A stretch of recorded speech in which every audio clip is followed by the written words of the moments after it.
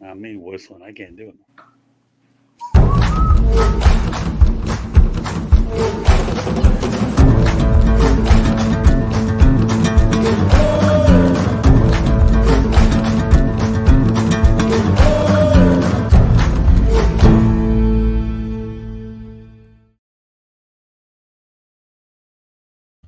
Good evening, everybody. Welcome to another edition of Pundit's Pundit. My name is Scott Morganroth, the Motor City Mad Mouth. Glad to have our regular dynamite crew here. We have a very busy agenda tonight on the network. We have Fire Up following the show with myself, Ralph Williams, and Jeremy Ballrick. I like the way Denzel goes out there and puts that shirt up so we all have to take a look at it. Okay. The Tea Party. The legitimate Tea Party man. Tacos. And so we're going to have a lively broadcast tonight. We hope that you can stay with us for it all. It will be stacked, okay? With that said, I'll introduce the crew real quickly. I'll take the lead on Denzel, the first topic or two, and then I'll turn it over to you for the last couple, if that's okay with you, all right? Hey, sounds good. All right, so off to my right-hand side, George Eichhorn gets double duty tonight. Then again, he goes wherever we need to go. We're pretty well inseparable anyway, so it doesn't matter. Good evening. Good to be here. You ready for two, George? Yep. Good double stuff. All right. Denzel. Now, of course, he got no good workout with us last night. He appeared on Sports Exchange, and he's back. I am back, and I may not have Mountain Dew, but my Gatorade is South Florida Tribune Blue, so there's that. What's up, Jeremy? In the angles, you're the best. That should be an actual color. Like, you know how, I don't know if y'all remember, like Jay-Z has his own color, Jay-Z Blue. Maybe you can like have your own color and just call it Tribune Blue, just dark blue. You know, like I think it'd be awesome. You know, and there's a lot of money rolling in for that. Somebody gets a Tribune Blue like Dodge Chevy Camaro or something. Well, hey, you know, I'm not a very fashionable person, and I've really never been a shirt and tie guy. And every time I've ever had a tie, it's always been a clip-on anyways. But now I take the golf. I go ahead and take the golf shirt route, so I don't have to worry about it. But all right, and finally, Jacob Christner, the pundit himself. Yes, so voting for tacos. So do we vote for a hard shell or soft shell? Anyone's welcome. Hey, either way, like I said, it's the Tea Party for reality. No. I go soft taco for me. Well, let me go over a couple things really quickly. I'll let everybody know the Pundit's Pundit being broadcast around the world. The audio version of Pundit's Pundit can be heard on iHeartRadio, Apple, Spotify, Google, wherever you get your podcast. Please hit the red subscribe button on YouTube, South Florida Tribune. We're striving for 1,000 subscribers, surpass the 900 mark, which is cool. Now we're under 100. Let's get to finish line. Please also comment, like, share the broadcast. Want to be a guest? No problem. Participate in a chat room. That's one way to do it. Or kindly send your topic ideas to southfloridatribune@gmail.com. Want to advertise cost efficiently? Call me 954-304-4941. We broadcast live on Facebook, LinkedIn, Twitter, and YouTube. Our website is www.southfloridatribune.com. Finally, on Twitter, you can find us at Tribune South. And Candy Ebling is behind the scenes and front of the scenes, wherever we need her. All I know is she's our MVC, most valuable Candy. All right, good stuff. So, all right, our first topic that we're going to lead off with is one that I'm all too familiar with. And that's right. Let's go with Pundit's points. All right. You know what? Denzel, go ahead. Hey, so my Pundit's point is your tacos. Really? Yeah, that too. That made two of them, but I'm only allowed one. So ESPN actually reached an agreement with Theater Sports Network to show college football New Year's Six games and the national championship in movie theaters for the 2023-24 season. And also added to that, ACC games have already been booked to be shown beginning this weekend, week 1. This actually reminds me of when I was stationed at Aviano, Italy, and they actually showed a Mayweather fight in the base theater. Like, it was great. You know, of course, it's like free for like us active duty and everything. But maybe this is the start of a new wave of like, you know, people just, sure, you could watch it in the comfort of your own home, but I mean, you could go to a movie theater, watch it with people. It could be on the big screen and everything, and everyone just kind of has a good time. You know, maybe you don't want to be in a raucous, you know, like sports bar or anything like that. You just go and just watch it inside of a movie theater. I mean, it's on like the biggest screen you could find, you know, not named the one hanging on the ceiling in Jerry World. But it's a pretty interesting concept. Gets people outside and sociable more. I do agree, Jeremy. That is a good move for ESPN. And again, who knows? It may be a new wave of things to come. We may see other sports follow suit on this one. More combat sports, baseball, definitely basketball. So and interesting concept. I like. And I Hey, agree. Denzel, I And I'll should point agree. out many years ago. I'm Go sorry to ahead. interrupt. Go ahead. Many years ago, boxing used to be in the movie theaters under the closed circuit watch, so you can always get the big fight. So, yeah, but you're definitely right. This is a great move by ESPN. Yeah, Get in pro movie wrestling theaters. too. Hey, listen, movie theaters aren't going to hurt either. They get everybody to buy the food. Is that for free or do they have to pay to do it? The article didn't say, but let's go ahead and assume some sort of revenue is going to be brought in. Good enough. Okay. I mean, go ahead. if anything, the ticket's free, but you got to pay for the food, which still ain't a bad deal. Oh no. If that's exactly how it's done, I think it's brilliant. Okay. Go ahead, Jacob. Well, really, one thing is theater. Before I go to mine, theaters had to do this because other than Marvel movies and stuff like that, they're losing more and more business to streaming.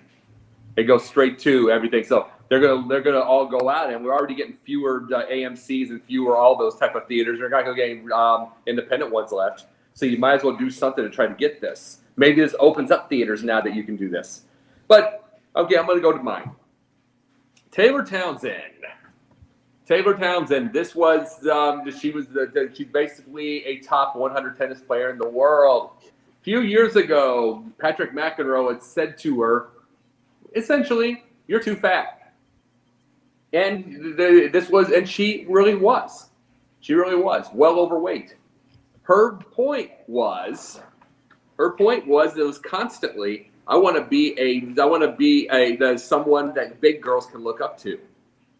They already had that. It was called Serena, and she had muscle. So years go by. Taylor Townsend becomes a really good doubles player, wins a couple Grand Slams in doubles, and singles goes under 100, just under 100 in a world. Forgotten. What do I see when I saw her win the second round yesterday? She's lost about 30 pounds and has muscle. This is the thing about this. Don't let your ego overwhelm you. You see fighters all the time. You know this, Denzel. You see fighters all the time. Whether it's MMA or boxing, they want to say, "Oh, I'm going to beat you at your game," and then they get knocked out, or they have a bad thing. They always want, even though they're great at one thing, they want to try to fight Mike Tyson at his, and they get clobbered. And then tennis, this happens also, and it's like, to me, Taylor Townsend should be what Coco Gauff is supposed to be right now. She should have 2 or 3 Grand Slam titles. She has that game. She should have had it earlier. But ego and pride can get in the way sometimes. And I'm happy for Taylor, regardless of what happens the rest of her career. I don't know if it was her being a mom. I believe she's a mom. I don't know if it was she got older and mature. I don't know what it is. And yeah, she's a big girl. Do not get that wrong. She's still a big girl, but she's getting some muscle on her. This is the point I was trying to make about something like this, is like, you can't be offended by everything when somebody gets there when you weren't winning. It's one thing if you were winning, but you weren't winning, get that. So this is the thing to all athletes, and she might win some Grand Slams now. Let's see. Oh yeah, that's true, but she got to remember this, Jeremy. She was basically fat before. Now she's a big girl with some muscle. It's a big difference. Not necessarily Serena, but she's getting there. But the point I'm saying is this should be a lesson to everyone. Go to where you are your best. Don't put your ego at the door. Then you win a lot more. You have enough ego being the best anyway. Okay, George. Well, mine is just, Scott and I, and some of you have talked about this before, the draw of the original 6. The original 6 in hockey, as we know, Toronto, Montreal, Chicago, Detroit, New York, Boston. Well, the schedule came out for national television just yesterday, and TBS, TNT, ESPN, ABC, the Red Wings have missed the playoffs, 5-6 years in a row? They're on 13 times, fellas, 13 times. So the Red Wings are a draw.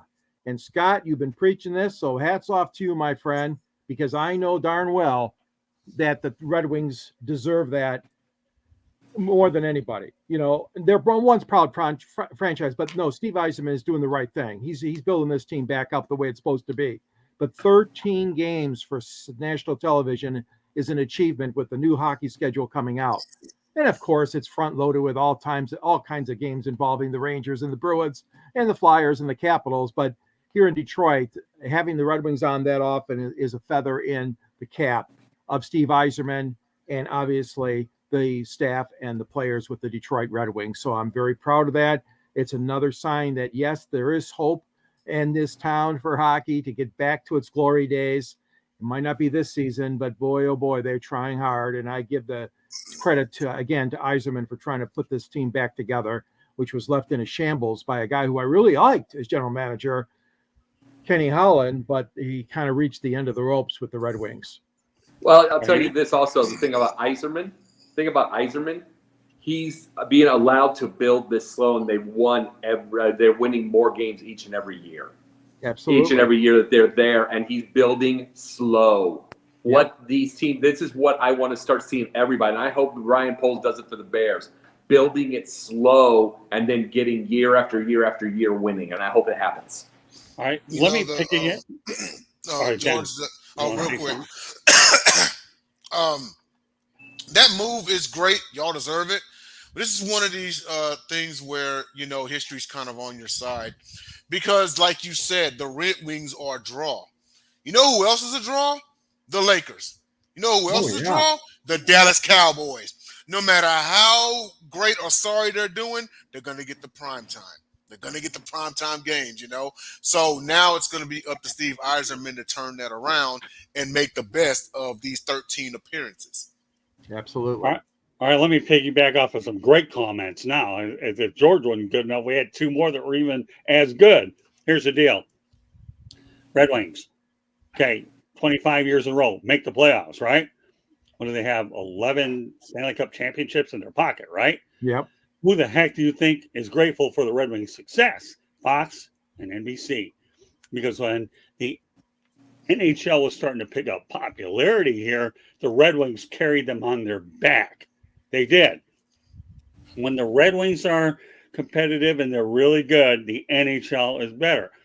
And when the consistency, the superstars, the free spending of Mike Ilitch, it doesn't matter. I consider the Red Wings America's team when it comes to the National Hockey League. Again, I don't have say what you want about me. 11 Stanley Cup champs, 25 straight appearances. What else do I have to say? And the networks know they're better because of it. So they can put them on when things are down, but they're not being down long anyway. See, they made a lot of good changes, like you guys have all reiterated. Okay, They're doing it slowly. But this is something that they're looking for, sustainable, and that's what Steve Yzerman is without question preaching here. And let's face it, you know, NBC, Mike Emmerich, you know, and the rest of those guys, they needed the Wings. Now, to my pundit's view, I'll make it short. We have a very busy agenda tonight. Want to make sure we get the fire up on time. That show will start at roughly 9:30 Eastern time. Myself, Jeremy Ballrick, George, and Ralph. So we have a good show lined up. I want to make sure we get this superstar show going. Very quickly, I'm glad the NFL has a practice squad that now includes veteran players. I think I saw this occur during COVID-19. They're smart enough. But here's the kicker about this whole thing. They have to. You got the XFL out there and you have the USFL, and they will snap these players up. Nothing wrong with having 6 veteran players to go along with 10 developmental guys. So you're able to bring people up as you go, because let's face it, they have 17 games, right? So you're going to need everyone in event. And you know what? I predict it'll be eventually 18. It's just a matter of time before we see a 2/18 scenario. That's what I think. Great move all the way around. I really do. And look at that. And they make $20,000 a week now. They just moved it up this year. Sorry, Jacob. My brother, Lonnie Morganroth, Detroit Lions, a new America's team. I love my baby brother. Great stuff. Glad to hear from you, Lonnie. Good stuff. Lonnie, just want to say, awesome take, because, and I've said this, Jacob's heard me say this. Shout out to Dom DeRubis. We've said this sometime. The Detroit, Jeremy Barr, like you too, the Detroit Lions will win the division and then draw and knock out America's team in the playoffs this year. That's Yeah, not hard to do, though.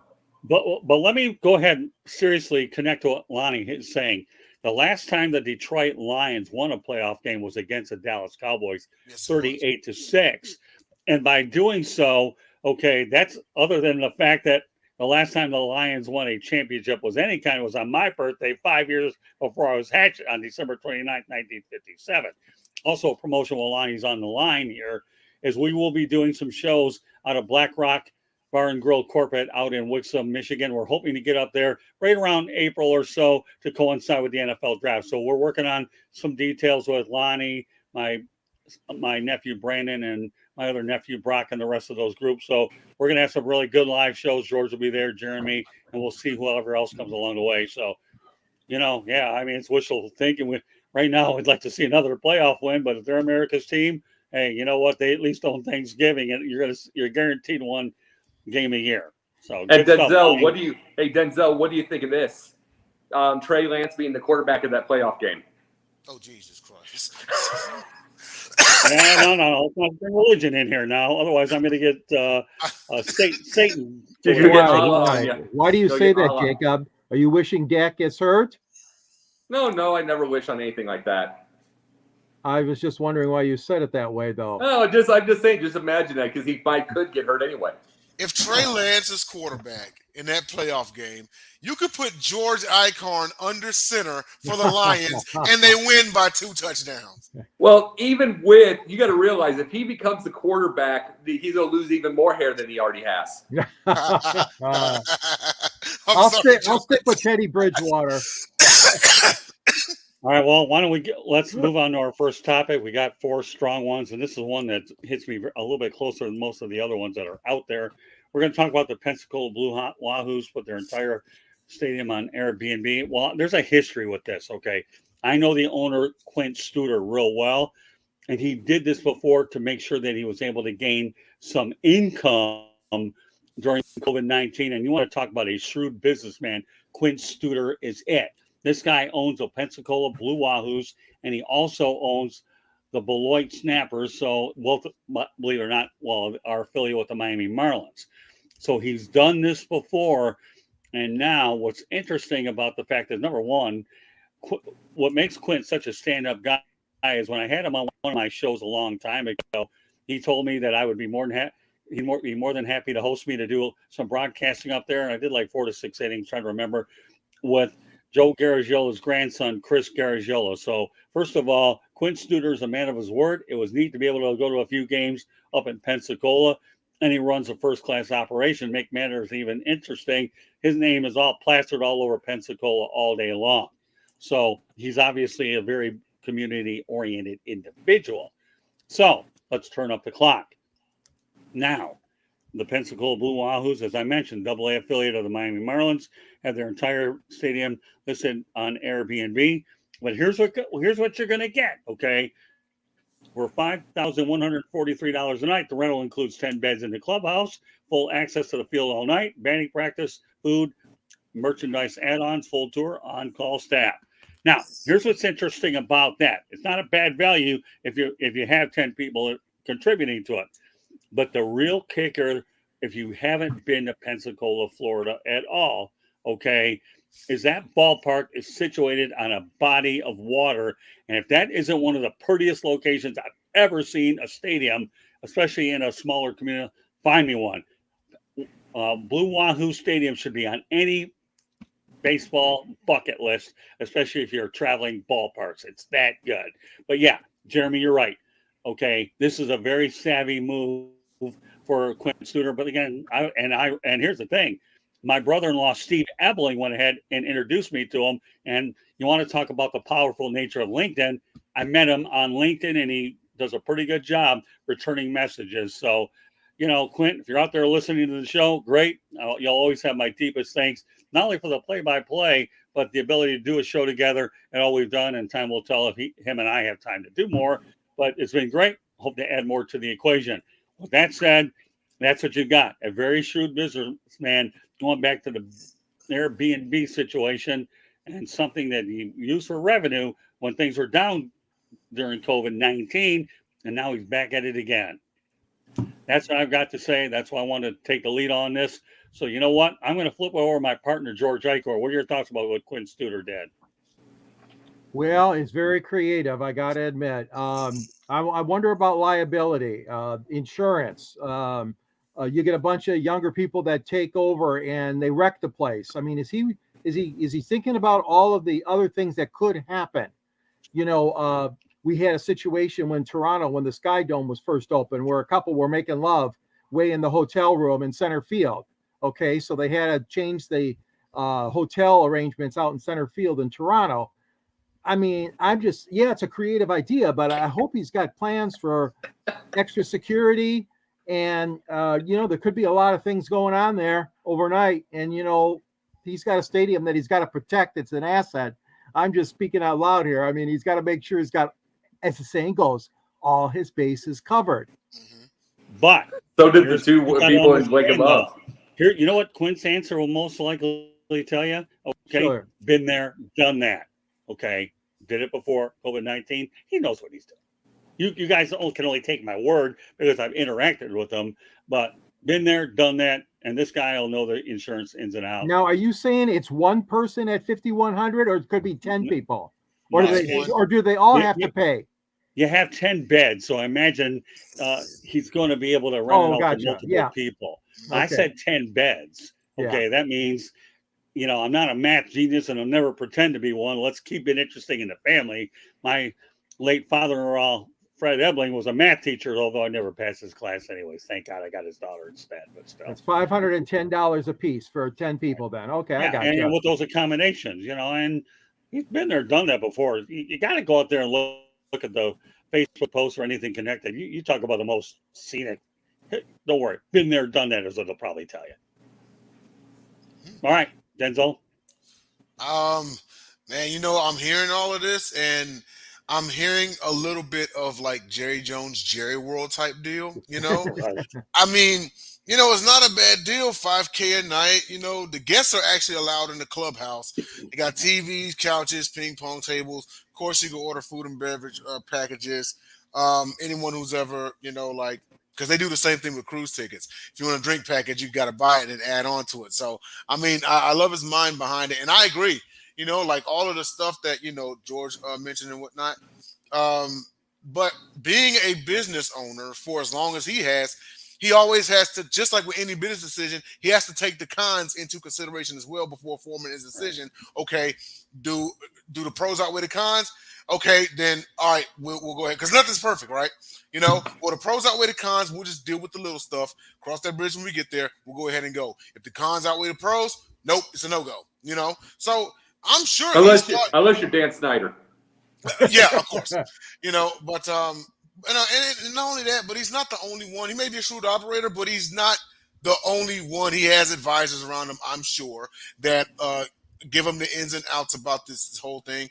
Overall, I like it. I really do. It gives people a great experience, and wow, the fact that it's situated on a body of water is like amazing. So, no, this is great, really great for the Pensacola Blue Wahoos. One of the most prettiest scenes I've ever seen when you talk about baseball and water. I know we have other ones in MLB, but let me tell you what, talk about the intimacy of this place. It's just unbelievable. It just is. Intimacy, water, ballpark. Google up Blue Wahoo Stadium. You'll see the pictures. I don't have to sit here and lie. Not that I would, but the pictures are worth 1,000 words, and you'll have plenty of them by checking it out. So last but not least, Jacob, go ahead. Well, I can say this: that couple that was making love in Toronto definitely had their bases covered. That's the only thing they had covered. But the biggest thing, but the biggest thing though is you think about something like this. This sounds like a dream bachelor party for Frank the Tank from Barstool. If he could get a woman, he could find 10 friends to do this, but he ain't gonna get a woman to have a bachelor party. So he's just gonna do this on its own. Because all you're seeing with him going on to YouTube, or not YouTube, but on Twitter is him screaming at the Mets all the time. I don't know how many women want to put up with that. But the biggest thing with this is the fact that bringing up the Frank the Tank jokes, let's just say it with anybody else. These there are so many people now. Now that you have 10 people, it's going to be a bachelor party. It's going to be all that for them, and that's going to be wonderful. How long before Allegiant Stadium gets something like this? One day. 2 years max. Yeah. Oh, yeah. I 2 know. years. How long before they do? And we got to remember this. Think about all the others that will start to get it. We've always talked about this. We were talking about this on our chat this morning, George, about the Bears leaving, and they have to go to a place that can build their real estate and all that kind of stuff. This all making sense. Do something like this. You got real estate around. You don't have to go anywhere. You can just walk the whole thing to go back. There's that right there. And that's just the main thing that they're going to be looking at. And speaking of, by the way, my brother just told me he's going to go to Allegiant Stadium. He's going to beat me to it. He's going to Allegiant Stadium for a game. I think it's Seahawks. I guess the Seahawks, because I think he's going to go for a business thing, and he's going. And he gets to go to Allegiant before I do. Oh. Good for him, but man, it's jealousy. but no, something like these. We can bring 1,000. Anything with real estate around it, it's going to get an Airbnb eventually, because all you have to do is walk the city and walk back. There's no driving, Right. and then you could drink all the time. So you're walking, you don't have to drive, and even if you do go a little farther, you can go Uber, if you're not an idiot. Yeah. Exactly. So there's just a lot to all of this that you can be able to do. There's new ways of making money now. No doubt. All right. Let's go on to the next topic. Another one that is going to land in my book. Okay. And that's this. Talk about Amazon and early talks for streaming partnership with ESPN. They're saying the rates are going to go between $20 and $35 a month. Here's the situation with this. Okay.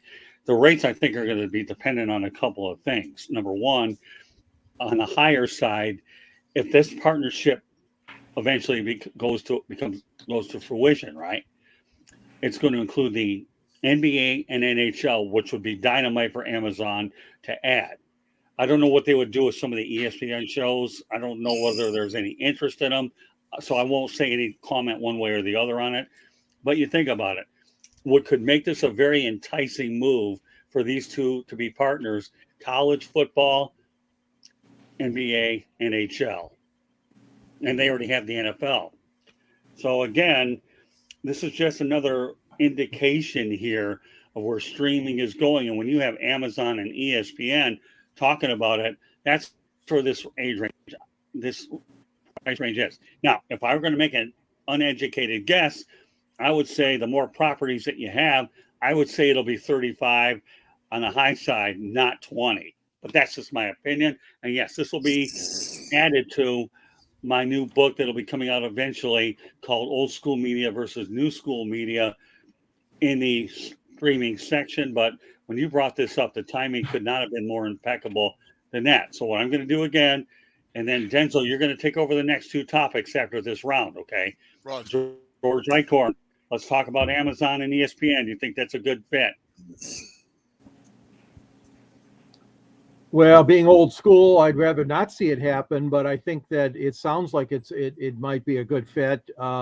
Two very, very good brand names, obviously, would be hooking up. Don't forget you got some golf coverage too, and you got some tennis. So I don't know where all those other ESPN/ABC sports and college bowl games, of course, they've got such a busy schedule, ESPN. I do think that it is obviously the wave of the future. We've seen with Peacock, we've seen it with Apple, and the leagues have tested out in the last few years, baseball and NFL, and it's just going to be the wave of the future. Despite the fact that old guys like me are not used to it, but network TV, as we know it today and have known it for years and years, is obviously going to be a thing of the past before too long. But if they can keep the price reasonable and in that $35-$40 range, I mean, that's reasonable for most folks. I don't know if the big the championship events would be on there, but it could happen. We could have those on there as well. I mean, the title games. Yeah. We'll see, but it does sound like it could work. All right, Jens. I will say this much when I read up on it. At $35 a month, it would be the most expensive streaming service in the United States. Right. Now, with that being said, and everyone's situation is pretty different. If you're, you don't really watch that much sports, you might watch one, okay? Or maybe you're the type that's like, oh, well, unless the Raiders are playing, I don't care, then this isn't for you, okay? Now, if you're a heavy sports head, like then definitely this would be for you because, like George said, you get everything. Scott said, you get everything, You even get the biggest games on the biggest stages, all wrapped up in one package. This adds on to the theory that I talked to Jacob about a while back, and Jacob, you remember when I say this. I haven't told Scott, George, I haven't told you. And I'm going to just say this right now. I foresee within the next 10 years cable TV being obsolete. Think about it. I said to you before that, but yes. Yeah, think about it. Denzel, that's a no-brainer. I agree with you 100%. And here's the thing. When I first got into cable TV, believe it or not, you ready for this story? I love stories. Okay. In 1979, I was up at Michigan State University. I was staying with some friends. The first time I ever saw SportsCenter was hanging out with a couple of friends of mine from a restaurant I used to work at. They let me stay with them. And that was the first time I ever saw ESPN SportsCenter. Chris Berman was the announcer. I think Bob Lee was on there, George Grant, and a lot of those old timers. They were fantastic. But no, you know what? 10 years, Denzel, or earlier, you're on target. And I mean, I can say that because, 7 years ago, I used to install. I was a technician for DirecTV, and so we would sell these packages all the time. And the typical package was $120. Now you look at it like this: if you don't watch that much TV, you only watch maybe 4 channels, like say ESPN, NBC, Fox. All right, you know what I mean? You're watching 4 channels, you're paying $120 a month. All Fox, NBC, CBS, ESPN, they all got their own streaming service and everything, and they're going for about $9.99 a month max. Okay, so you could pay $120 for all these channels you don't watch, or you can watch the 4 that you do and only pay $36 to $40. This is why cable TV will become obsolete at some point. They'll come out with something to where people can still buy pay-per-views, but that's as far as it's going. And even then, people are checking into the Zone for boxing, Peacock for pro wrestling and everything. the UFC app, WWE app. Exactly. Cable TV, gone. And this right here just may lead the charge. Okay. All right, Jacob, you got last word on this one. Then we okay, a little story. I was going to go. It was the Bears game, the last Bears game of the preseason, and they have the Bears bar. It's called Bobby G's. That's my little shill for that, the free shill for that, of course. Beautiful place, great food, great chili dogs, great beef, everything. I'd recommend it. So I was going to go over there. We could watch the final one. Meanwhile, while I'm getting over there, I've got it on my on the NFL Network on my phone. You get my point? It's on the thing. Game's on. It's about 4 miles down the road, so I'm just driving it. Bingo. End of story. Getting all that stuff. I'm expecting to go on in. I'll go to the bar or I'll go to the table and go get a chili dog and fries. I'm expecting that. You know what's on? Did you remember they got DirecTV? You want to know what's on? Kansas City and Cleveland, or whatever that game was. And I talked to some of the Bears guys and said, we found out the game's tomorrow. Meanwhile, I carried my phone out. It was still a full house, but 8 other people go out the door with me. We're watching the games. 3 of them were looking at my score, looking at my thing because I'm watching it. And this is on a phone. And this is the point about something. This is where it's going to die. Why did I need to wait at a bar or wait till tomorrow? I was watching it. Yeah. That was streaming. So will people pay $35 for the NFL? Oh, good Lord, yes. It's like you want to know what stations right now, and you can understand this, guys. You know what stations you see the most? But if you go to a 100-station thing for cable right now, mostly Get TV, MeTV, local stations, cable access with the city councils, and then here's the thing. You still get the regular ESPNs and CNNs, but they're getting watched on apps. And it's and meanwhile, the cable's $185 a month. Right. And they still won't lower it. It is going away. Yeah. Well, you know what? I'm sorry. Let me add one thing to this. Sorry, Denzel. This came to my mind, so I just want to incorporate it. With all the issues right now going on with Valley Sports, and you're wondering about that situation, this could be an opportunity for Amazon to get into the baseball business. You just never know. Well, Apple already Luckily, has. Apple's kind of gotten some. You know, Yeah, they do Apple's Friday got the and Saturday contract nights. with yeah, but I'm MLB also already. talking about, but Jacob, my point is with all the local regionalized Valley's sports networks Yeah. that you have, you just never know whether Amazon's going to see an opening and get into it. That's all I have to say. All right, Den, sorry to interrupt you. The thought was my tongue. I had to make sure it got out there. Oh, well, one quick thing, and going back to my experience as a technician, is you know, you drive down like these neighborhoods and you see these pretty DirecTV and Dish Network dishes that are mounted on houses and everything, right? Let me just remind everybody that whenever there's inclement weather, guys like me had to go out there and actually fix it, because whenever it's too windy or if it snows or if it's rainy, it will throw the dish off of alignment and you lose signal. So what that means is I got to go out there, repeat the dish, lock it back into place, and then boom, you get signal again. But you can eliminate all of that if you just stream. When you stream it, all you need is running internet. That's it. You know, so that's another factor as to why I believe it's going away. Also, Oh, sure. it'll save you on cuss words, the energy of cuss words when you're not going out there. So now we got a broadcaster / technician. Jeez, oh, Pete, how more credible is it? You put this stuff together, I gotta let you. We don't call anybody, Denzel. We just wait for it to clear up on its own. I'm not trying to contradict you, but we don't call anybody. And we no. What they do Dish. is they open the New York Times or whatever they're reading, the Detroit Free Press, and they're opening and seeing if the schools are out tomorrow. So Denzel's a jack of all trades, and he's about to go ahead and take the lead for the rest of the show. All right, Denzel, take it away. All right. Tag team partner just tagged me in, and I'm in. So, number 3, once again, Lionel Messi making the news. So, in the last month, in 1 month, he brought in $200 million in 1 month of $200 million of revenue. The last game that was streamed was actually in Times Square on one of the 100 big screens they have out there. Now, I want everybody to keep in mind that Inter Miami is on their way to the top in a hurry, because Lionel Messi just brought in $200 million in 1 month. Last year, Inter Miami ranked 10th in the league at $585 million worth. So, is it fair to say that they reached the top 3 or even number 1 this year? Scott, what do you got? You know, I still am going to take a wait and see attitude about it, because remember, I covered the team last year when, you know, they got to the playoffs, but they certainly didn't have all the latest, to me, gravitas that we have here in town.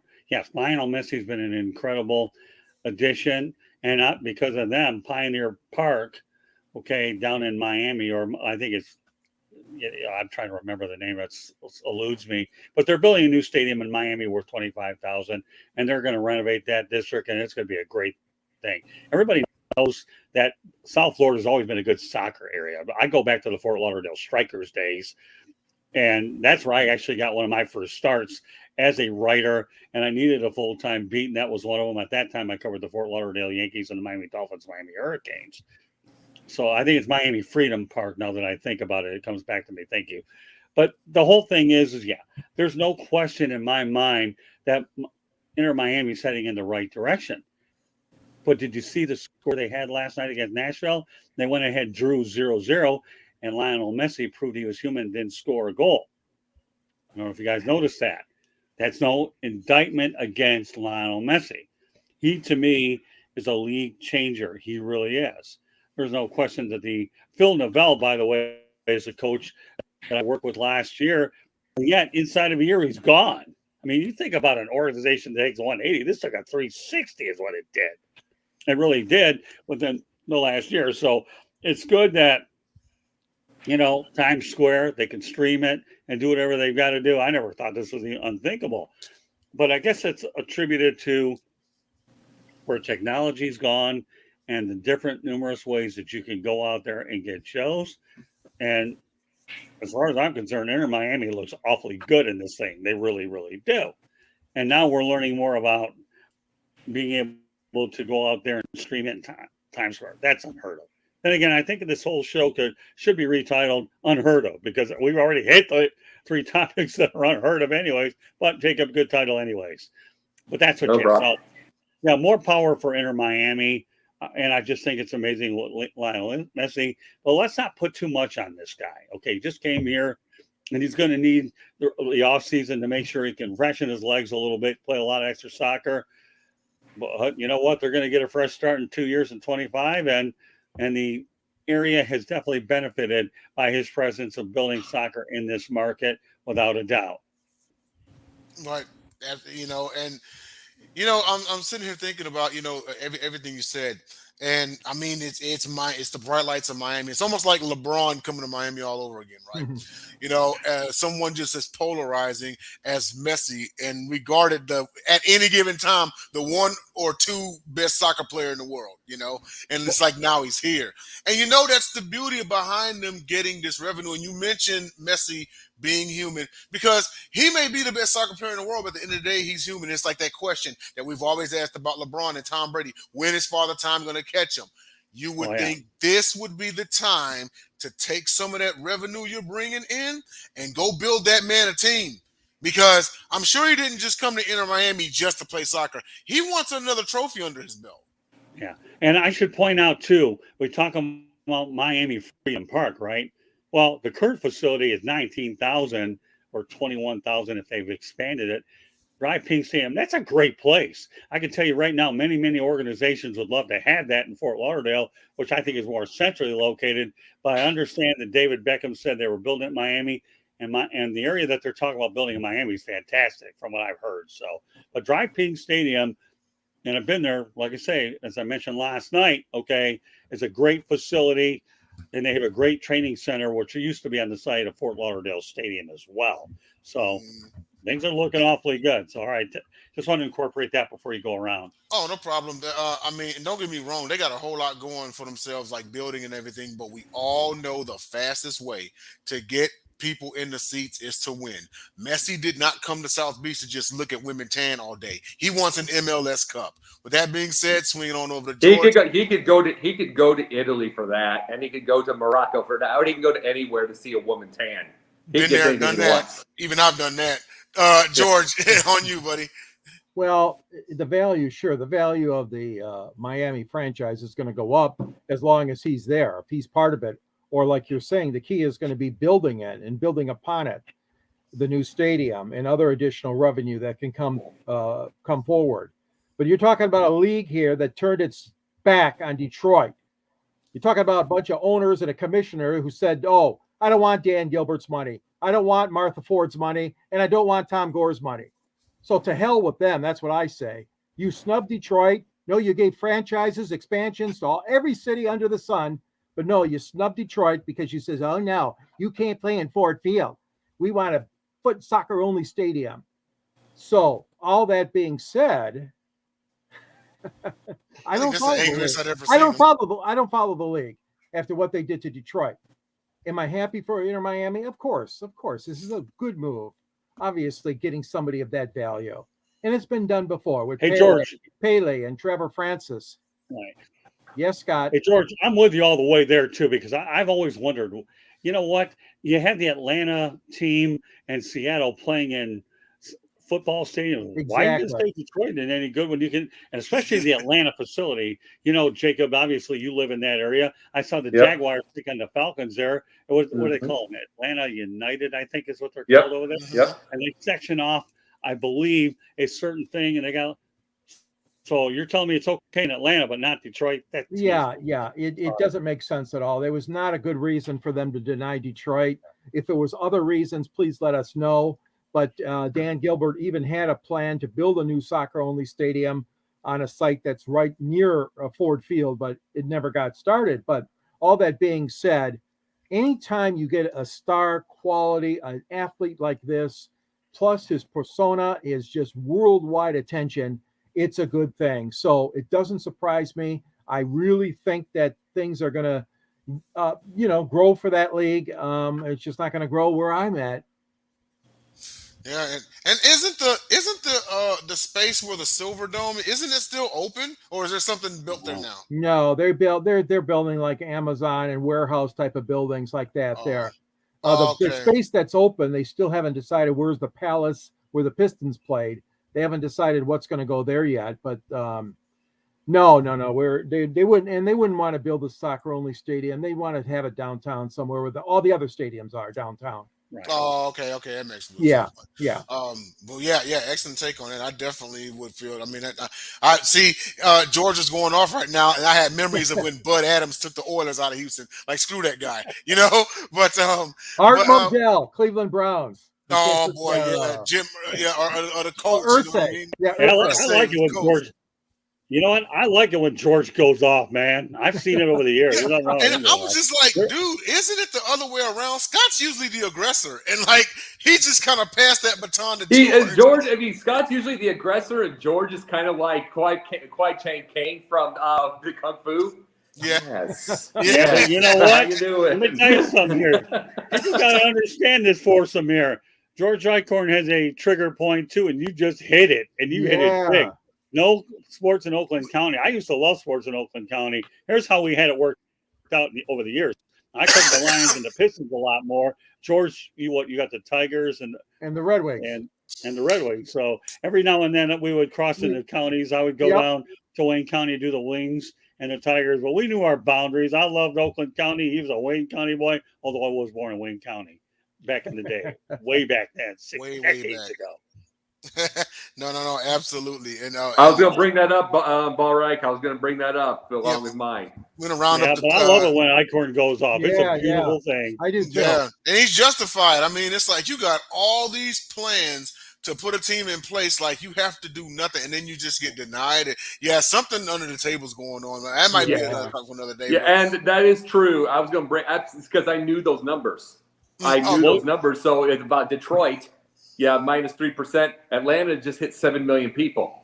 Metro Atlanta just hit 7 million. Yeah, but here's the biggest issue in Detroit. Okay, I'm sorry to interrupt, but when you got Tom Gore's, the Fords, and Dan Gilbert's money, you got 3 billionaires. How can you deny a team with 3 billionaires? Yeah. Oh no! But this is what the thing was. When you brought up Atlanta, you were correct on that. But when the Atlanta United came in, it was a brand new stadium. Like literally, they opened it before the Falcons did. So the brand spanking new. Ford Field's Ford Field's beautiful, but it's not new. And hey, didn't they play a college? No, George, I agree with George, I agree with you. I'm in agreement with you. Shouldn't be? It's beautiful, but it's like that is what they're going to be looking at. They just spent the Ford family just spent Scott, another 17 or 20 million to enhance the place. It's only been around since 2005. That's still new. I know. Oh no, you're talking 18 years. It's like there's places leaving in 20 now. That's the craziest part. And I'm agreeing with you, George. You know what? You can say what you want about the Detroit Lions. Let's criticize their record. Let's face it, they've earned that. But the one thing the Lions will never be accused of doing is they'll never, ever threaten a municipality. They'll move their team unless you build a stadium. They never did that. They stayed with the Silverdome. I remember for a long time. It wasn't until the Silverdome and Pontiac made the dumbest move of them all. Didn't renegotiate that lease. And the Lions said, well, we're threatening to leave Pontiac, but we're going back to down to Detroit. And what do you think the NFL people are? No problem. I mean, really, once upon a time, you ever heard of Tiger Stadium? It was good, multi-purpose. Lions played there. Tigers played there. Nobody plays there now. Well, the Lions are kind of like a cornerstone NFL franchise. So is it fair to say the NFL would not let them leave Detroit even if they tried? Yeah, but they weren't going to do it anyways, Jens. Come on, let's hear me out, bro. Okay, here's the thing. William Clay Ford would never do that. He's got the Ford Motor Company in his backyard. He said, I don't care. They're not leaving Metro Detroit. We're just leaving counties. He wouldn't do that. Think about all these municipalities here, okay, for a minute. They're holding everybody hostage. Build me a new stadium or I'm gone. Think about it, right? Cleveland, Houston, Chicago Bears. Right? Yeah. Well, but not here. Detroit never held their people hostage at all. They just built and George, I'm in agreement with you with what you were saying. I wasn't saying that Ford Field's bad or what Detroit is doing. I wasn't saying that at all. Okay. What I was saying is this is the way that the leagues are thinking. They also look. I knew the -3% of Detroit. They are looking at those things. I'm saying as I said, Atlanta opened a brand spanking new place that the United basically opened themselves. It's like everything's the flashy, the new, the everything, and that's what happened. I know that, Jacob, but the thing is you can't look at just the population of Detroit because the teams are still drawing. You know, the Red Wings are selling out now. The Lions are selling out. So I don't buy a lot of stock in that -3% because you're looking at a 3 or 4 county area, not just where the team's located. So yes, the city population is down, and I appreciate Jeremy sharing that with us. But the fact of the matter is the kids are still playing soccer, whether it's Detroit, whether it's 10 miles away in Pontiac or 15 miles in Ann Arbor, or wherever. I'm just, picking other cities nearby here. People will come to see that team, even if the population has suffered a little bit, is all I'm saying. Yeah, but let me interject here. Okay, you're talking about the city population of Detroit. Anybody ever heard of the word metro? Metro Detroit. Okay, we're talking about suburbs. Okay, suburbs. Okay, I think I spelled that right. I'm almost sure I did. You're talking to the spelling master. Detroit, yes, you did. Okay, that's what I'm talking about. Now you're getting us both to rant. Of course, then it was just a matter of time before I blew a gasket, anyways. Yeah, you were on tap for that. Yeah, well, that's okay. It is what it is. Now, with a Bud Light in the tap on the air. But here's the thing: Metro Detroit. Forget about the city stuff. I don't even care about none of that stuff. That doesn't mean Metro Detroit. Those crowds will always be big. If you're mediocre, they're going to draw great. What do you think happens when you have championship caliber? We talk about Atlanta United opening up that, christening that new. So what? Ford Field and me been in it a few times. It's a dynamite place, and let me tell you, the Lions will keep soaking money into it anyway, so it doesn't matter. They're not going anywhere. Right. So whether it's 20 years old or 20 days old, it got nothing to do with it because Ford's figure they're going to continue to upgrade. The Lions have always been stable wherever they've gone. Remember that, okay? They were at Tiger Stadium for a lot of years, stayed at Silverdome for a lot of years, and now they're going to stay at Ford Field for as long as I'm alive, and maybe I'll watch it from way up north with the rest of my family members. All I have to do is take a Jetson mobile across I-94 to get there and look through the dome. I'm kidding with you, but whatever. Well, I have one thing that I'm just going to bring this part up with the MLS now and what this situation. Yeah, it was 11. It was 11 to. He's at 11 goals in 7 games. It means he's having an easier time than he would have in like the Premier Leagues and the La Ligas and whatever he was in. He's having the easier time. It ain't going to be easy much longer because the new big players will show up. And then you are going to, and guess what? This is with these big stars. You're going to see them in an exhibition in like AT&T Stadium. You're going to see them in the exhibition in Atlanta. You're going to see them in this 70, 80, 90,000 people. And they're going to fill those stadiums because, as we said, and people can laugh that aren't paying attention, that it's soccer. 92,003 people just watched a volleyball game. Right. In a football stadium and a women's volleyball game to boot. So guess what? This world is changing. Yeah, but let me tell you, you can say that, okay? And I'm with you there. We all know it's changing, okay? Unless you got people out there decide if it's changing for the better or the worse. But here's the thing. As I've reiterated on many shows, and I mentioned it in my book, okay? George Richards is a respected columnist here in Miami, calls the MLS AA soccer, is what he does. And that made my book. Can you believe that? AA soccer? Mm-hmm. And you know what? The MLS was intended to be built after, I think, the 94 World Cup to try to produce World Cup prospects. And you know what? The United States men's national team still hasn't won a World Cup. And until the MLS does what it's intended to do and produce quality prospects to try to make the United States competitive in the international market, I still struggle with the league because I still think a lot of the leagues in Europe and perhaps in Argentina, wherever they are still going to be king. And the MLS's job right now, we can talk about this subject until we're blue in the face. I'll do a no limit show on it if I have that much juice or whatever. Professor and people will find a way to talk about it. But the reality is this: until the MLS could prove to me that you could produce enough good American prospects and be World Cup relevant, I'm still not drinking the Kool-Aid. It's a legitimate league.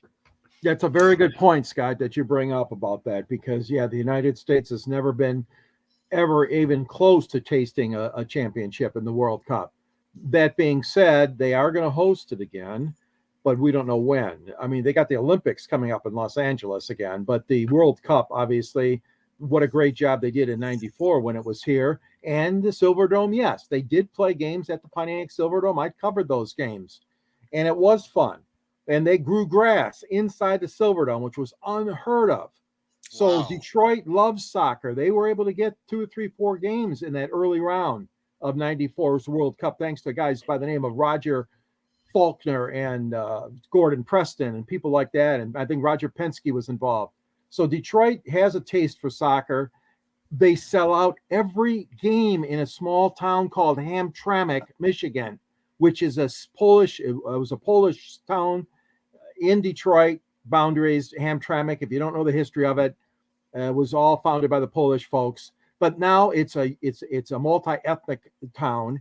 And yes, they do sell out every game. It's called the Detroit City FC Football Club, and they're doing a great job. And they might be, Scott, on that scale, A ball instead of double A ball. But still, all I'm saying is the people love it. They pack the place, and they get 10,000 people there every game.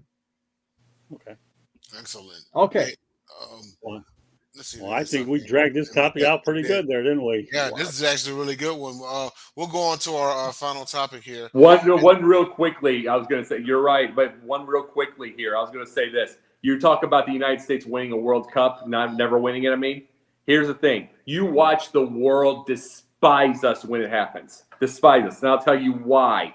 And you know why this is, Denzel. It's because most of the world uses the World Cup. I mean, you are a hero. You get free food for life. You are a world hero inside of like your country that you get a World Cup. United States wins a World Cup. We'll celebrate about 4 days. When's the season start? When's football? When's basketball? And then it's kind of like we'll throw it to the side. They'll piss so many people around the world off because we won't even care in comparison to them. Yeah, no, I can see that. And also, to add to that before we go on to our last topic is, aside from soccer and maybe basketball, the United States is kind of, dominates every sport just about. That's the thing. So the soccer, if they start dominating soccer, then there's the real hate because that's a monopoly on everything now. Exactly. I agree. When they win the World Cup, it's like, wow, we can't have nothing now. Y'all taking soccer too.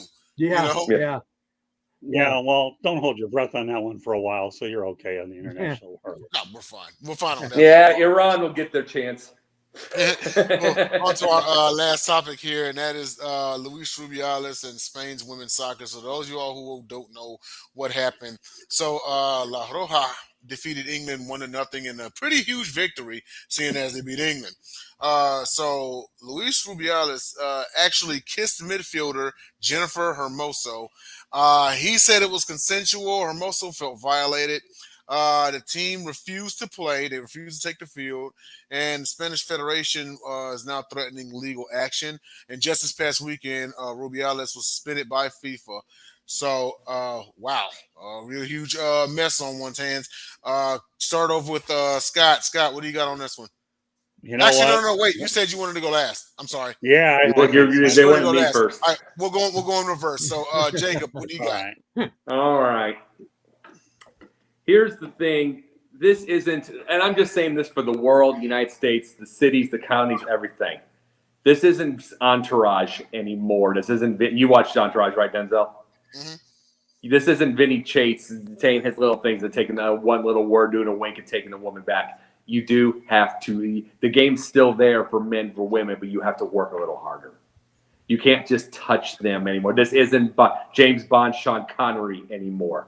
You can't do that anymore. And then, see, the thing is, someone made a really good point. Actually, I was talking to Jen today. She made a good point. The Spaniards and Italians do that, but they've done that. They're not trying to make it consensual, unconsensual. They do it to men too. But the thing is, Me Too did a wonderful thing of getting rid of, Harvey Weinstein and a lot of slime. It did a wonderful job. It also ruined itself by the linking up the idea that you could look at a cute girl's butt and it links it to Harvey Weinstein. So they ruined themselves because people don't take it seriously. At the same time, What it did do is it said what it said right there. You can't just touch a woman like that anymore. You can't do this type of thing because, yes, you used to have the women that loved that kind of thing. You got to remember that little picture in World War II. You guys will ever say this. It's like you where you kiss the woman, do all that kind of stuff. You used to have something like that. You can't do that anymore. There's that whole thing, and there's that whole deal there. It doesn't mean there's no game to try to get the woman. It means you have to work a bit harder. You have to know how to talk to them, communicate, do that stuff to get them, and it has to be consensual. And that's what Me Too did bring out of the whole thing. And look at this thing now. They're not going to play until he's gone. They said this themselves, and there's fines, and there's all that stuff. They have the power now. They didn't have power before. So there's things we have to look at in the middle of this whole thing. It's like someone like Rubiales is probably going to be mad he doesn't have the power he used to. Even 5-6 years ago, he could probably do that with no problem. Some liked it, some didn't. Right. Not anymore, because the ones that might even still like it are going to just kind of shake their head and look around as someone watching. And the ones that do not like it will definitely spout. And you can't blame them. Right. So it's gone. That time of the world is gone. And what did Jeremy say, by the way? I didn't see that. He has to get ready for a show. Okay, yeah, no problem. Yeah. Anyway, but that's the thing. That's the thing with this. It's like, okay, men, this is the thing I'm saying to you. Yes, there's still a game. Like we talk about that, there's the game to get the woman's attention. Like whatever. There's the game. There's still the game. Women still love a strong man. You just have to learn to communicate. And you're having a hard time with that when you're on the phone 24/7. Learn to communicate. Learn to get them, and it'll be consensual. You don't have to worry about this anymore. Right. Long gone are the days, and mind you, we're, talking about a powerful man here, of course, money-wise, but now even they're saying that no longer matters, but I want to swing it over to There's still powerful men. They just have to know it themselves. But there's equally powerful women now. That's right. the big difference. It's just, no, all I'm saying is there was a point in time, and let's face it, it's still kind of like that nowadays, It's just in this case, it's like, oh, well, I'm a guy with a lot of money. Well, that's not, mattering now, because your team won't play, brother. They won't play. Yeah. You know what I mean? So, I want to swing it over to George and get your thoughts about this whole thing. Well, Jacob nailed it. It's my whole thing was, he picked out one lady. If he was going to do something like this and give a congratulatory kiss, he would have went right down the line. He would have done everybody. Well, he didn't. And not only that, but there's some that says, oh, well, she tried to hug him first. If you look at some of these still pictures, that she was being affectionate to him before that kiss took place. Oh, that still doesn't get it for me. Okay. It doesn't get it done. No, if you ever do this in a public setting at a championship event like that, you know how the Italians and a lot of ethnic groups, they kiss like to the side, somebody's face. You know what I mean? They just like rub cheeks together. But no, they don't go. They don't go on the lips. Nope. You never do it that way. Biden ran into all kinds of problems. I remember in the election when he was running. I don't want to bring politics in, but he was getting touchy-feely. Some people felt. So nowadays, you just can't do that, and you really shouldn't do that. But like I said, if the guy was going to congratulate every lady with a kiss, that would have been different. You remember that crazy fool, Richard Dawson? He'd get on that Family Feud, and he'd make sure he kissed every one of them on the lips. And my wife would say, oh, why is he doing that? And he'd ask, and they'd say yes or no. Well, they eventually stopped it. Mm-hmm. But not right away, because it's a different world, like you said, Jacob, right now, and the Me Too movement and all this. But no, he should not have done it. He should not have done it. And he does deserve discipline. And I agree. Mm-hmm. Yeah, absolutely. Sign of the times change. Just like, Jacob said, and you did, George, the things that, they could do and get away with back in the 1980s is not near like that anymore, but that's Ric Flair. Exactly. I want to round this out with Scott. And Scott, what do you got to say about this? Well, I've absorbed this. This is pretty interesting. I like the fact that George mentions Richard Dawson. Yeah, I guess he was a kissaholic, wasn't he, with them? But yeah, it's fun to watch though. But he was so chill about it. You know what I mean? He wasn't forcing them. He wasn't doing it. He was just He was just cool about it. Hey, listen, Doing Richard this. Buck was on one of my favorite shows of all time, Hogan's Heroes. Leave him alone, right? Oh yeah. But here's the thing, and I really am not going to say a lot. There are topics that get more animated. There's some that I'm not. And this is one of them. 10 to 15 years ago, when you didn't have cameras and you didn't have social media to speak, this is a non-story. It just is. Yeah. It'd be like comparing MLB players many back years ago, where, how many times did a reporter look the other way when a player said something to him that he didn't want heard? These stories do we wish we had that never came to fruition, when you think about it, a little thing called trust. 10, 15, 20 years ago. Hey, remember, I'm writing a school book, right? Let me remind you again, okay? Old school media versus new school media. From now on, for the rest of my life, I'll be able to go back in my book. I won't treat that book like Linus goes out there and hugs a, what does he hug? The Great Pumpkin? No, I know. Is it Linus with a blanket, I believe, if I remember right? But I'll be able to take my book one day when I get it printed out and hug it, old school versus no school media. Remember about this Louis Rubialis? I'm not very good at pronouncing, and it's a non-story. It's old school versus new school media. Maybe the public back then, 15, 20 years ago, looks the other way, but evidently... Well, the public wouldn't have cared. In the court of public opinion, I guess it was a bad move. All right, go ahead. No, the public wouldn't have cared then. But see, we're in the little thing. You're talking to somebody like me who every single time you hear something, they just went after Martha Stewart because she had a big block of ice for her cocktails. And they're like, it's global warming. Like, shut up. Right. Get a life, people. But see, that's a get a life, people. That you need to say shut up to them, keep saying shut up, and they'll be gone in 2 days. This is not one of those that's ever going to be gone 2 days, and it shouldn't be. Because, like we said, it's like you've got aging men that still think this is the world that they grew up with. Mm-hmm. And that's the way they used to do things with women. And it's like, and so they still think this. It is not. So then you've got young men who do not know, and they don't know how to communicate because they're on the phone all the time. So then now you have less and less marriages, less and less everything. Because you got men that are scared half to death. The simple truth of it is this. The game still exists. Learn communication. Learn how it works. Study. Period. End of story in this new world. Because, no, you don't have to physically accost them. Not the end of the story now, because now you triggered me again. Okay, You really triggered me. All right, let's get me triggered on something I'm not that smart about, so don't crucify me in the chat room too much, okay? I'll say it again. 20 years ago, it's a non-story. How they do things across the big pond, another story, okay? When I've seen some of the behavior that takes place at these games overseas, I never thought I'd see fans dashing and running all over people over these kinds of things. So I agree with you. Let's face it. I'm not touching this with a 10-foot pole in terms of right or wrong. Obviously, in the court of public opinion, it wasn't very good. And public opinion is a million times wider than it used to be because of social media, cameras, and all that business. Again, I will say it one more time. Please, folks, don't get upset with me. It was a non-story 20 years ago. Now it doesn't go away in 2 days. Well, you know what? It may not go away a long time, and it's going to matter. They're still going to play soccer out there regardless of what happens, however they're going to do it. No. Hey, folks, get mad at me. I dare you. He'll say, don't get mad at me. I'm saying, please, come at me. he lives for the smoke. Go ahead, George. And I was going to say, and how can people get a hold of Jacob? Let's see. Jake the Pundit. All right. We'll get to that in a minute. That's for the end. That's for the end. You segued right into it. Right.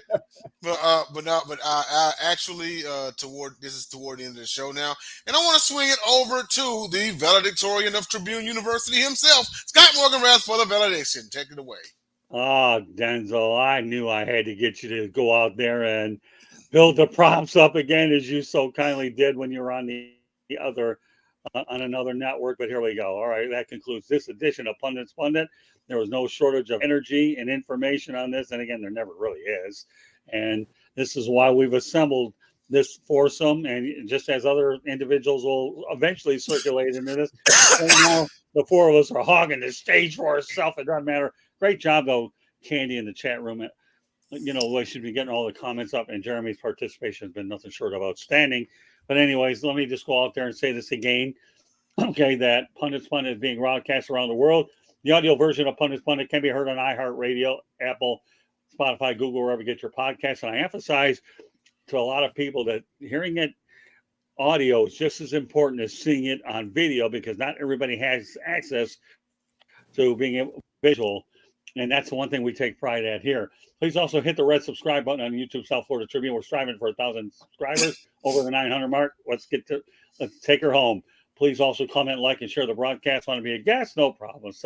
Participate in the chat room or send your topic ideas, southfloridatribune@gmail.com. If you want to advertise cost efficiently, call me 954-304-4941. We broadcast live on Facebook, LinkedIn, Twitter, and YouTube. Our website, www.southfloridatribune.com. Twitter @TribuneSouth. Candy Ebling's been behind the scenes. She's been on shows all week. She's an MVP in every sense of the word. And I'm really glad that she's a big part of the network, as I am with everybody that participates. So with that said, Denzel, let everybody know how they can get a hold of you. Top Rope Talk, Mondays at 7 Eastern with myself. I'm the sniper. He's the pundit. We have All Pro Wrestling all the time. This coming Monday, we will likely do an AEW All Out recap. We'll also have the latest on Monday Night Raw, NXT, more AEW, and WWE SmackDown, and our weekly Finish or DQ. Wednesday, Confidential. Also, Thursdays right here, Pundit, and Fridays, The Gauntlet. Well done. And the next week. And the next week after that, we're going to do a review, video review once a month. This one will be Terry Funk versus Stan Hansen in Japan. All right, programming note, by the way, I'm glad you brought that up. Next Wednesday night, we're going to air Pundit's Pundit. No way we're competing with the NFL opening night. No way. George Eichhorn and I have a vested interest anyways with the Lions and the Chiefs. But we're not competing with the NFL opening night. We know when to win. We know when we can. So next Wednesday night, you'll see Pundit's Pundit. Okay. All right, Jacob, go ahead. What you see there, Jake the Pundit on Twitter, where I am so meek and mild, you would not believe. And then Jake the Pundit 1 on Jake the Pundit 1 on TikTok, where I just hit 1,000 followers. 10,000, I can get paid. Start getting paid. So let's get it moving. So we got that. Sundays, I am with the professor and the pupils, but on the Sunday mornings. I mean, sometimes. No, we're working on it. Monday nights, we brought it up. The top rope to talk. And this week's going to be regular show. Next week is going to be the MST 3K version with the video. We're going to try that with the Japanese, with our Japanese and European matches. One per month. We're doing that one the next week after that. Wednesday nights is this coming week is Pundit's Pundit, but then normally it's Confidential, and then the South Florida Tribune, this is the Sports Exchange. Thursdays is here normally. Next week won't have anything. Fridays, when I'm called off the bench, depending on which, I'm on the Gauntlet. Plus, working on a couple movie things. I just got finished with a movie. Very good. Yeah, like I said, Wednesday night you'll see Pundit's Pundit and the Sports Exchange. It'll be a great doubleheader for sure. All right, last but not least, the other author. Author. Detroit Sports Broadcasters on the air. Again, I'm always supporting my local city. Support your local author. Support your local sheriff. Yeah, that too. Don't forget, there's a link to purchase the book, and Scott's in the book, and Ernie Harwell, our dear friend, and the Lions have always had great announcers too. Bob Reynolds and Van Patrick, Mark Champion, Jim Brandstetter, Dan Miller, they're all in the book. So all these guys that are familiar to a lot of our listeners and readers, there's a link to purchase the book at the end of my column. I write under the South Florida Tribune banner for the Motor City Tribune, along with Scott and Jeremy and a lot of other authors. And also you can see me on 108 Stitches and Inside the Pigskin, the Sports Exchange, Fire Up, and this wonderful show. I love it. I love all you guys, and it's been a great show tonight. And yeah, you got me fired up. So, hey, you can reach me at gicorn@yahoo.com or LinkedIn or X, formerly Twitter, at SandGSports99. Well, soon enough, your wife's going to go when you get fired up. Will you shut up? Yeah. Hey, listen, you know what? I'll never forget when Jacob said, I wanted George and I'm willing to do it a different night. Well, we delivered, right, Jacob? Yeah. Yeah. I'm glad to be And with tonight you it's guys. just one of those classic reasons why that move worked out quite well. So, with that Definitely. said, this concludes this edition of Pundits Pundit. Fire Up will be on at 9:30 Eastern time. Myself and George, Jeremy Ballrick, and Ralph Williams will be at the controls of that one. So once again, we hope everybody enjoyed our show. And really, please join us for the Fire Up. And if you don't, have a great weekend, and we will catch you next week. It is Labor Day weekend, so everybody gets that extra day off. Be safe and careful, and we will catch you the next time. So once again, on behalf of George Eichhorn, Denzel Stipes, Jacob Christopher, my name is Scott Morganroth, Motor City Manmouth. Thank you for joining us. We will catch you at another time. Have a great night, and thank you very much for joining us.